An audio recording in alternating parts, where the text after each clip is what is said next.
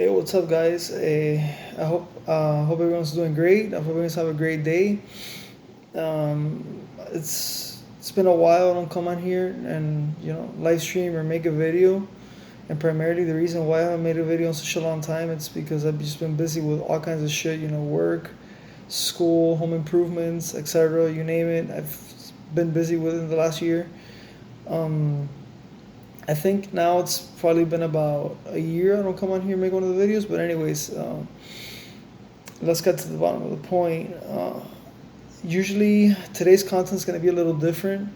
I know most of my videos here up to this point, several of them have been about dating, but today actually I'm going to be talking about mental illness and just psycho emotional disorders basically because and the reason I'm touching this subject is because I heard something today. Something was said around me today, a comment by an individual or a couple individuals that to me stood out, and quite frankly, it's a little bothersome because it hits close and it doesn't affect. It's not something I deal with personally, but I know people who have dealt with these battles and these struggles, and some of these people have been my friends, and others have been people that I don't know. So, anyways, the reason why I'm making this video is because today I was in Walmart and I overheard a couple. It was a man and a woman. They were talking about how people who suffer from depression and anxiety and bipolar disorder and people who have all kind of emotional issues are basically just weak and immature.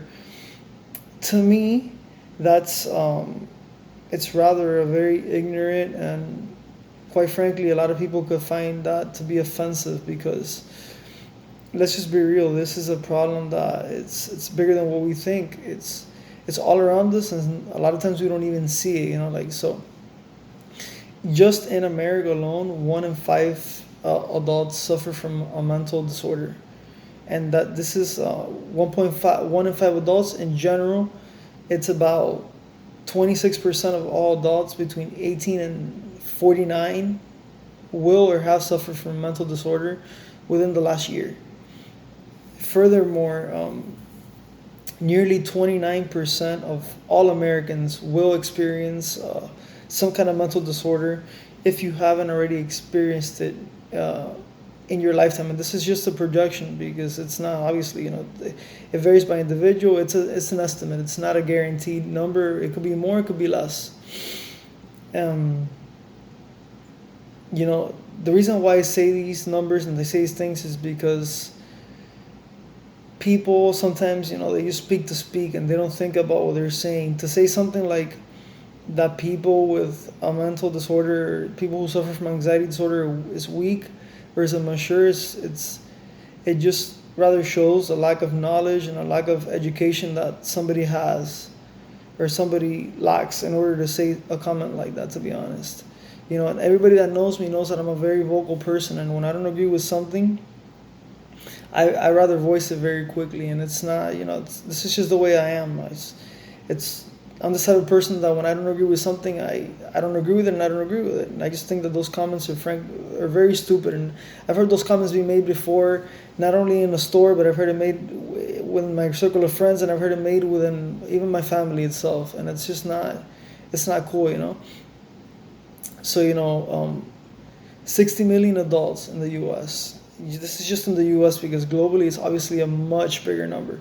So just in the United States, 60 million adults suffer from just what's anxiety, depression, and some kind of panic disorder or stress-related disorder. That these disorders are typically a domino effect of usually when you have one, all the rest kind of coincide if they haven't coincided before the one that you were diagnosed with.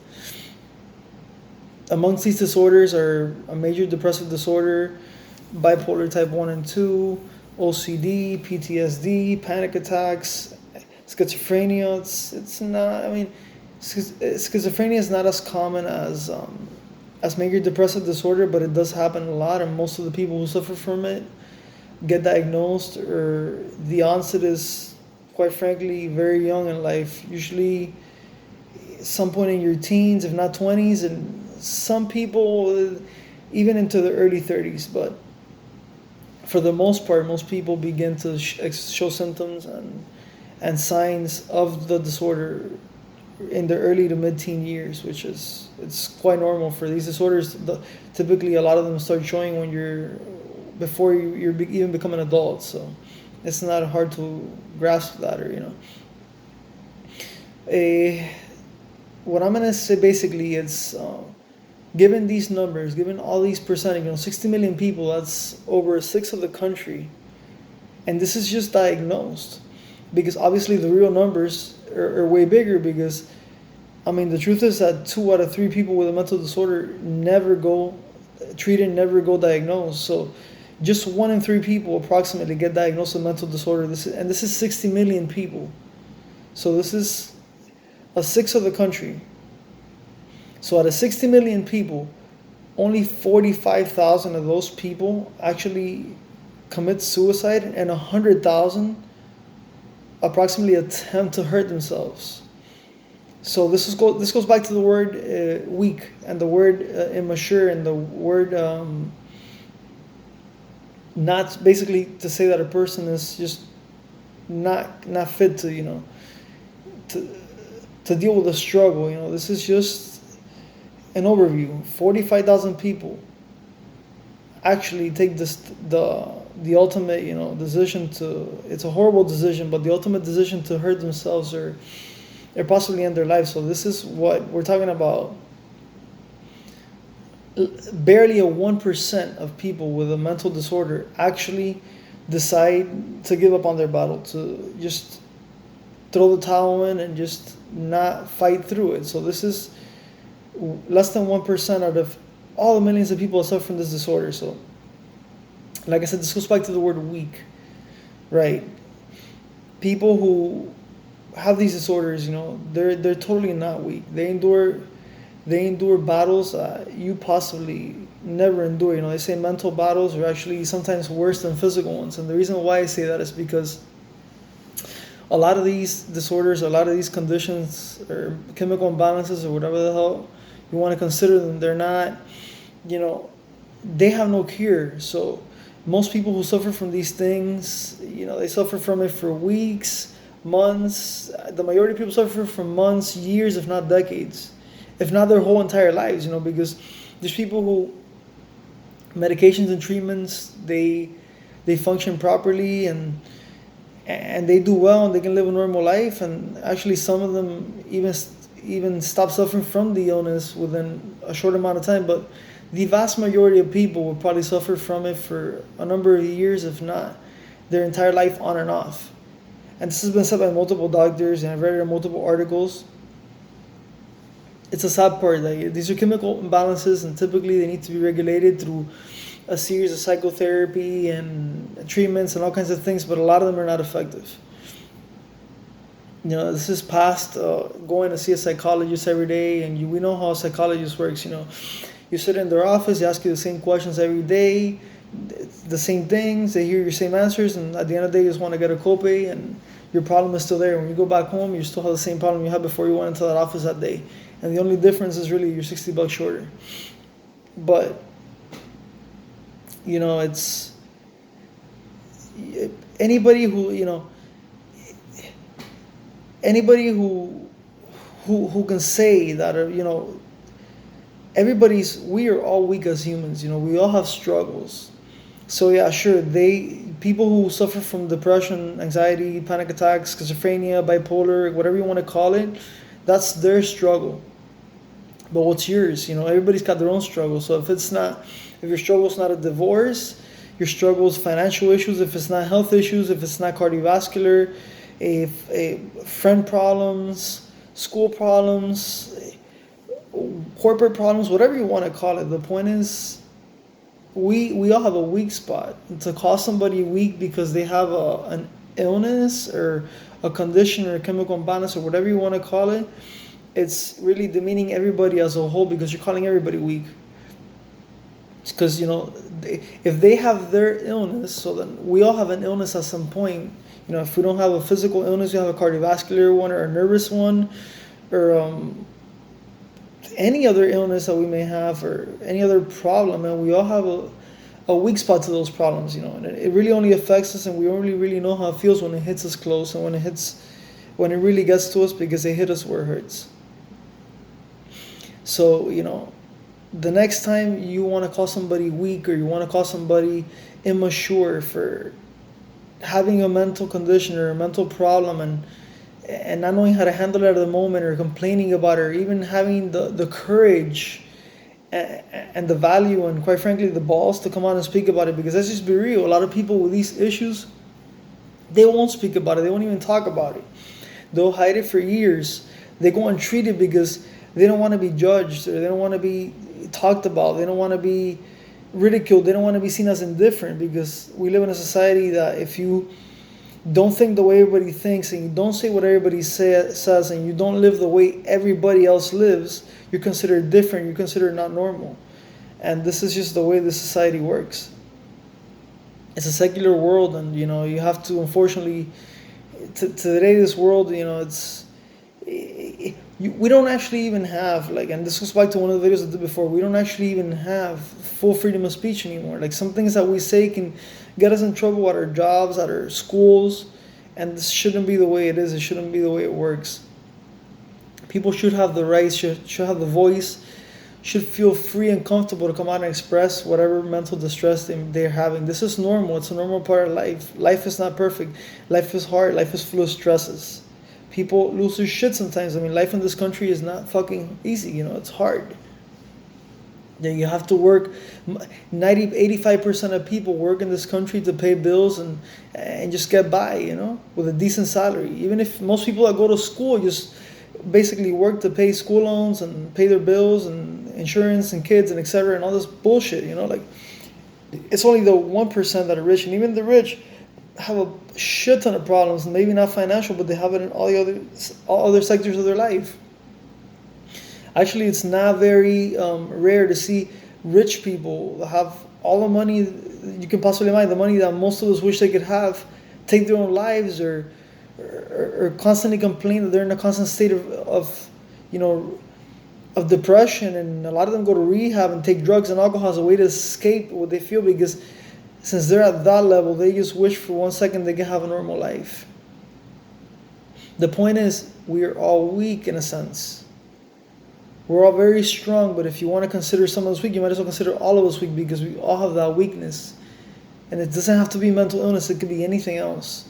It could be alcoholism, drugs, it could be an obsession to sex, it could be lack of employment, it could be lack of dignity, it could be, it could be anything else, a health problem, a virus, problems with your kids, the loss of a loved one, Depression, it can happen to anybody at any point in life, and you don't have to be born with it. Actually, most people are not born with these chemical imbalances. They happen throughout their life due to some kind of traumatic event or something that led them to that, to that point where something they couldn't handle or process the situation well, and led them to that kind of state of being. And that can happen to any one of you, anybody else. Today you're sitting in a Walmart calling somebody weak, but tomorrow you can be the one with this mental health condition. You don't know what can happen to you in the future.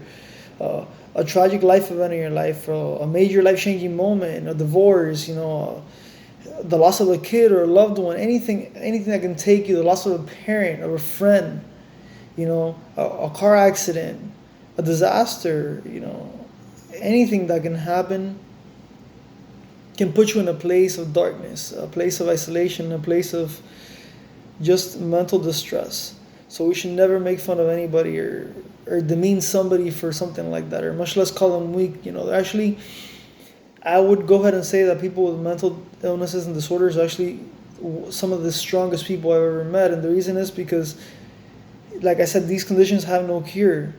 So most people will go for very, very long periods of time experiencing them, and the agony that this brings, and just the isolation and the sense of being that it brings is very difficult to carry on, and it infringes almost every sector of your life. It affects your friendships, your relationships, your your work life, your social life, your family life. It affects literally every sector of your life if you let it go long enough. And basically, the reason why I call them the strongest people is because they deal with this for years, and most of them, the majority of the people who suffer from these things, they will live their entire lives, either a part of their life or a big section of their life, or if not their entire life, dealing with these issues, and they won't give up. They'll continue fighting and they'll continue getting help. And that makes them very strong individuals. It makes them warriors. It makes them conquerors. It's their demon, it's their monster, and they're conquering. And just like yours might have been anything else. So I just wanted to say that people have to be mindful of these things. They have to be considerate. It's just straight up rude and bland and just disrespectful to call somebody weak, especially for something like that, something that affects so many people in this country and all over the world. So it's just like I said, everything goes down to how you process things and how you see life and how you see situations. What makes us weak in life isn't the problem at hand, isn't the situation we're going through, isn't the battle we're going through. It's how we handle it, how we face it, and how we manage to overcome it or not overcome it. And even if we don't overcome it, it doesn't mean that we're weak. It just means that some of us just don't. The fact that some of us don't have the capability to handle problems at the same level as others, that's what makes us different as humans. We're all different. We don't all have the same endurance. We don't all have the same motivation, the same pros and cons, the same things to gain or lose from doing a certain thing or giving up on a certain situation or not giving up on a certain situation. So we can't all be the same. We can't all interpret things the same and process problems the same exact way. And this is one of the biggest problems of this society, that if you don't think the way most people think, and if you don't say the things that most people are saying, and if you don't like the things that most people are liking, you're considered indifferent, crazy, or just weird. And it's very upsetting. It's very upsetting that people would stop being friends with somebody for being in a mental distress, or stop talking to somebody, or a partner would break up with somebody for this, because part of the point of friendships, love, and all that stuff is to stick through the problems together and help each other get through it as an entity together, not to separate and give up on the problem just because it's too hard to handle. It's no problem is too hard to handle if you really put your mind to it and you guys work as a team. And actually, it's just rather sad to see that this is the way that people think sometimes, and this is the way that people act. It just rather shows the lack of education and knowledge in people today. So I just wanted to say that and bring that to the table. So the next time you think of calling somebody weak and immature for expressing mental distress, you might just want to check your language and choice of words just a bit, because you could be affecting many people by talking that way or saying things like that. I mean, just be supportive, show support. And even if you don't know how to correlate with the problem or help them out, at least be understanding of the situation and just not say shit. That's it. You don't have to be blunt and say those comments. You don't know if the person behind you in the line or in front of you or to both sides can be experiencing something like this, And some people might stay silent, but others might not. Others might voice their opinion and might put you in a pretty bad spot. So I just wanted to say that. I hope you guys like my video. Thank you for watching, whoever is watching or whoever sees it. And I hope you guys have a blessed day. And hopefully I can come on and make another video soon.